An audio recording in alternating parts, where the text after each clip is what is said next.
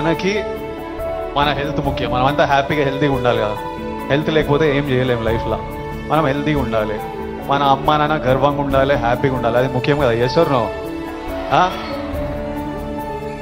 డబ్బులు ముఖ్యం. డబ్బులు ఉంటే కంఫర్ట్ ఉంటుంది. ఎవడేమన్నా నేను చెప్తున్నా, నేను డబ్బులు లేని లైఫ్ చూసినా, డబ్బులున్న లైఫ్ చేసినా, success and money will always give you comfort. ఇవి ముఖ్యము.